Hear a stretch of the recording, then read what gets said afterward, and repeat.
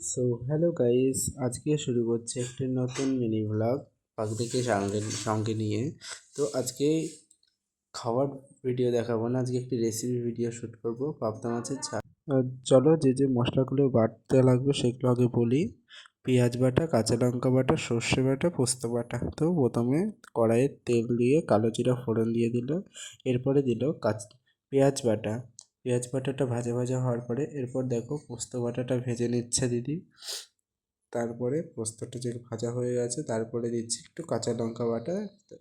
সব মশলা দেওয়ার পরে একটু করে জল দিতে হবে যেন পুড়ে না যায়। এরপরে আবার হলুদ দিয়ে দিল, জল দিয়ে একটু। এরপরে সর্ষেটা জলে গুলে নিয়ে জলটা শুদ্ধ দিয়ে দিল সর্ষে বাটাটা। এরপরে দেখো সজনে পাতা আর কাঁচা লঙ্কা কেটে রেখেছিল সে জলের মধ্যে কাঁচা লঙ্কা চেরাটা দিয়ে দিল। এরপরে দিয়ে দিচ্ছে মাছগুলো। মাছগুলো দেওয়ার পরে ভালো করে ফুটে আসলে এরপর নামানোর 5 মিনিট আগে দিয়ে দিতে হবে ধনেপাতা। ধনেপাতা দেওয়ার পরে দেখো মাছটা নামিয়ে নিয়েছে, কি সুন্দর হয়েছে। এরপরে চলো খেয়ে টেস্ট করে বলি কেমন টেস্ট হয়েছে।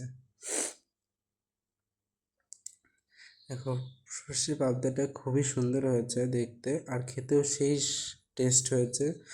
আর আমার মতো কে কে তোমরা পাবদা মাছের ডিম খেতে পছন্দ করো অবশ্যই আমাকে কমেন্ট করে জানাও।